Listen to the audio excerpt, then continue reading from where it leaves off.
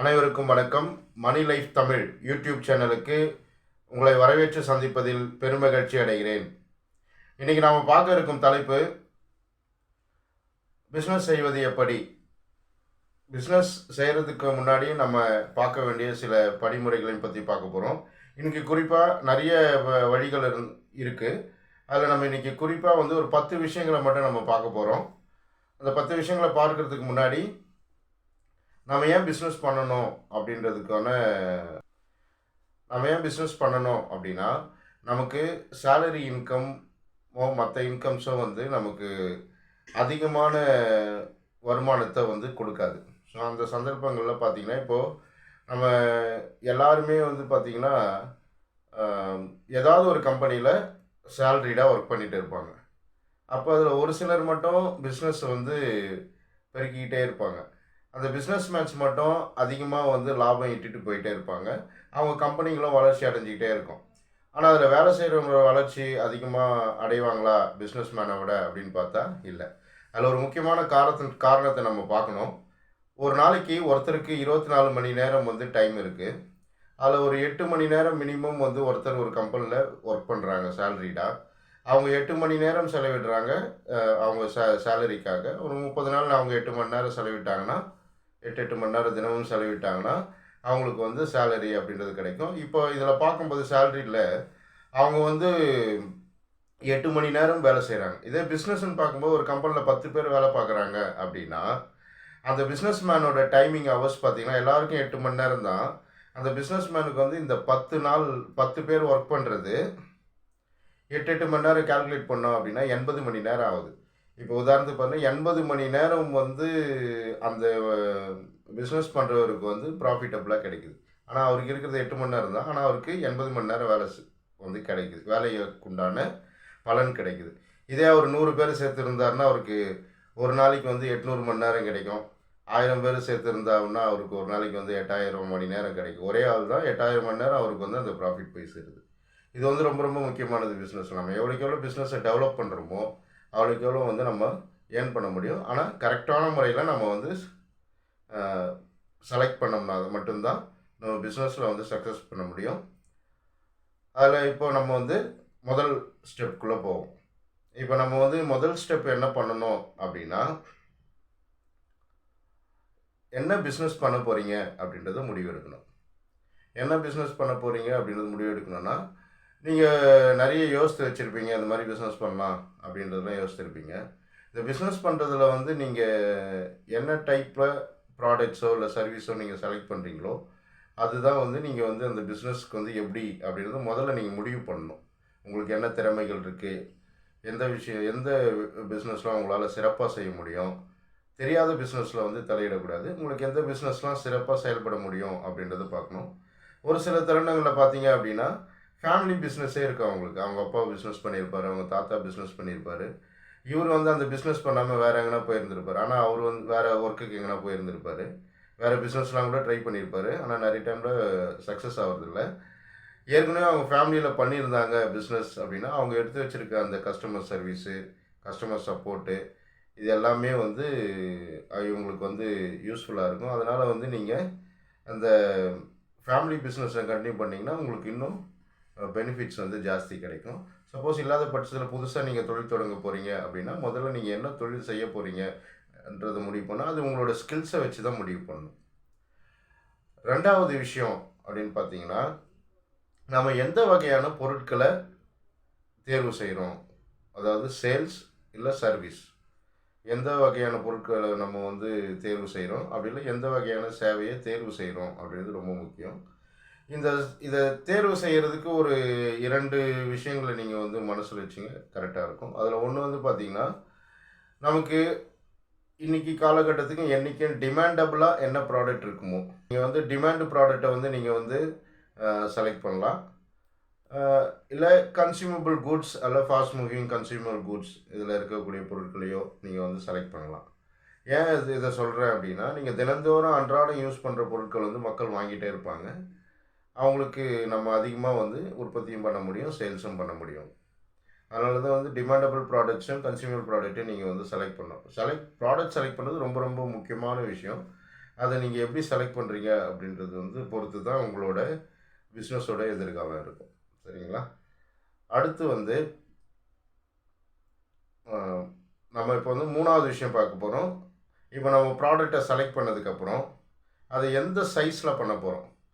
ஒரு சின்ன பிஸ்னஸாக பண்ண போகிறோமா, இல்லை நடுத்தர பிஸ்னஸாக பண்ண போகிறோமா, இல்லை பெரிய பிஸ்னஸாக பண்ண போகிறோமா, பெரிய அளவில் பண்ண போகிறோமா, அதாவது சிறிய அளவில் பண்ண போகிறோமா, இல்லை நடுத்தர அளவில் பண்ண போகிறோமா, அல்லது லார்ஜ் ஸ்கேலில் பண்ண போகிறோமா, பெரிய அளவில் பண்ண போகிறோமா அப்படின்றது ரொம்ப முக்கியம்.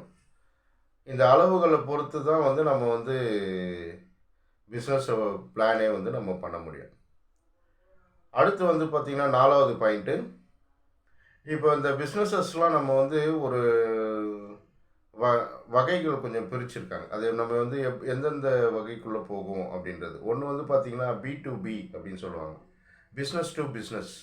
இந்த பிஸ்னஸ் டு பிஸ்னஸ் அப்படின்னா, உதாரணத்துக்கு இப்போ வந்து ஒரு கார் தொழிற்சாலை இருக்காங்க அப்படின்னா, அந்த கார் தொழிற்சாலையை உற்பத்தி பண்ணுறதுக்கு நிறைய பார்ட்ஸ் தேவைப்படும். அந்த பார்ட்ஸ்லாம் வந்து ஒரு பார்ட்ஸும் வந்து ஒரு கம்பெனி வந்து தயார் பண்ணி கொடுப்பாங்க. இப்போ அந்த பார்ட்ஸை தயார் பண்ணி கொடுக்குற கம்பெனியும் அதை வாங்குகிற கம்பெனிக்கும் உள்ளே இருக்க டிரான்சாக்ஷன் எல்லாமே வந்து B2B அப்படின்னு சொல்லுவாங்க. அதாவது ஒரு பிஸ்னஸ் பண்ணுறவங்க இன்னொரு பிஸ்னஸ் பண்ணுறவங்ககிட்ட சேல்ஸ் பண்ணுறாங்க, இன்னொரு பிஸ்னஸ் பண்ணுறவங்ககிட்ட பர்ச்சேஸ் பண்ணுறாங்க. இதுதான் வந்து B2B அப்படின்னு சொல்கிறது. இன்னொன்று வந்து பார்த்திங்கன்னா B2C அப்படின்றது, பிஸ்னஸ் டு கஸ்டமர் அப்படின்னு சொல்லுவாங்க. அதாவது ஒரு பொருளை உற்பத்தி பண்ணுவாங்க, அவங்க வந்து கஸ்டமருக்கு நேரடியாக கொடுப்பாங்க. இதுக்கு பேர் வந்து B2C அப்படின்னு சொல்லுவாங்க. அடுத்து வந்து இன்னொரு இது இருக்குது, அது வந்து C2C. C2C அப்படின்னா கஸ்டமர் டு கஸ்டமர். இந்த C2C அப்படின்றது வந்து பார்த்திங்கன்னா, உதாரணமாக என்ன பார்க்கலாம்னா, பேங்க் எடுத்துக்கலாம். நம்ம உதாரணத்துக்கு பேங்க்கில் மக்களே தான் வந்து டெபாசிட் பண்ணுவாங்க, கஸ்டமரே டெபாசிட் பண்ணாங்க, கஸ்டமர்ஸ்க்கே லோன் கொடுப்பாங்க. இதுதான் வந்து B2C. கஸ்டமர்ஸ்க்கே வந்து டெபாசிட்ஸ் வாங்குவாங்க, கஸ்டமர்கிட்டே வந்து லோன்ஸ் கொடுப்பாங்க. இதுக்கு பேர் தான் வந்து C2C அப்படின்னு சொல்கிறது. அது என்ன வகையில் பிஸ்னஸ் பண்ண போகிறோம் அப்படின்றத பார்க்கணும். மேனுஃபேக்சரிங் பண்ண போகிறோமா, இல்லை ஸ்டாக்கிஸ்டராக இருக்க போகிறோமா, இல்லை ஹோல்சேலராக இருக்க போகிறோமா, இல்லை ரீட்டைலராக இருக்க போகிறோமா அப்படின்றத நம்ம பார்க்கணும். இதில் வந்து மேனுஃபேக்சராக இருக்கணும் அப்படின்னா நீங்கள் வந்து எவ்வளோ முதல் தேவைப்படும் அப்படின்றதெல்லாம் நீங்கள் பார்க்கணும். ஸ்டாக்கிஸ்டாக, ஹோல்சேலராக, ரீட்டைலரான்றது நீங்கள் முடிவு பண்ணணும். அதை முடிவு பண்ணி முடித்ததுக்கப்புறம் தான் நீங்கள் வந்து எவ்வளோ கேபிட்டல் வந்து நீங்கள் இன்வெஸ்ட் பண்ணணும் அப்படின்றது வந்து தெரியும். ரீட்டைலர் அப்படின்னா உங்களுக்கு முதலீடு கம்மியாக இருக்கும், ஹோல்சேலர் அப்படின்னா முதலீடு கொஞ்சம் ஜாஸ்தி இருக்கும், ஸ்டாக்கிஸ்டர் அப்படின்னா இன்னும் கொஞ்சம் ஜாஸ்தி இருக்கும், மேனுஃபேக்சர்னா நிறைய இன்ஃப்ராஸ்ட்ரக்சர் எல்லாம் போட்டு செய்ய வேண்டியிருக்கும், பிளான்ட் அண்ட் மிஷினரிஸ் எல்லாம் போட்டு. இவ்வளோ நம்ம முடிவு செஞ்சதுக்கப்புறமா நம்ம வந்து லொக்கேஷனை செலக்ட் பண்ணணும். இந்த லொக்கேஷன் அப்படின்றது வந்து ரொம்ப ரொம்ப இம்பார்ட்டன்ட். 7வது பாயிண்ட்டு, லொக்கேஷனை நம்ம வந்து சூஸ் பண்ணோம். இது வந்து ரொம்ப ரொம்ப முக்கியமானது.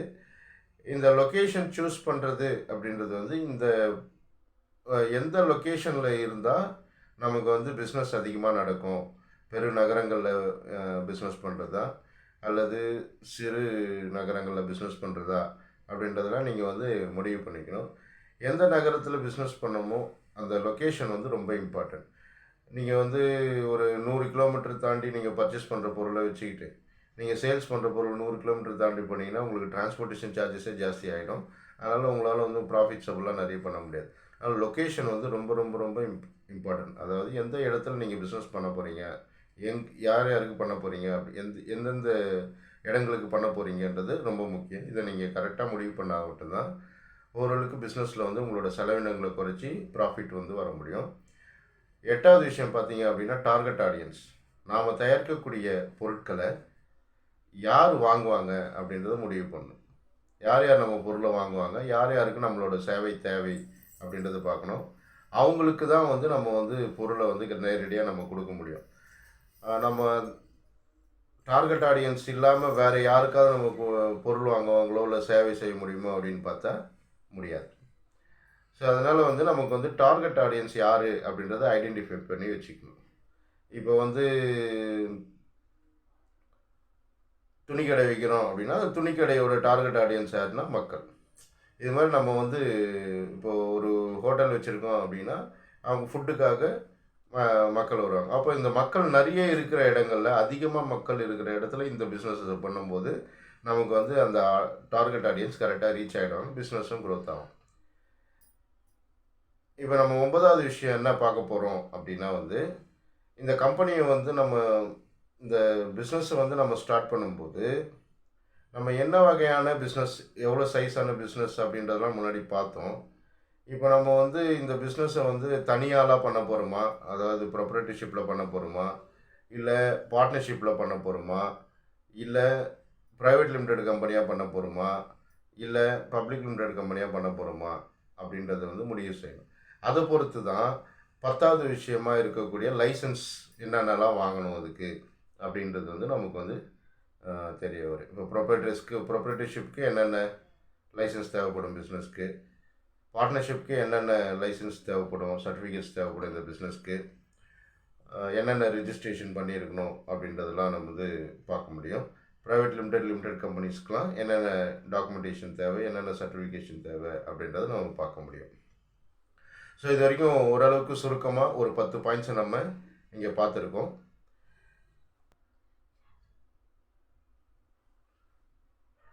லைக் கொடுங்க, ஷேர் பண்ணுங்கள். நன்றி, வணக்கம்.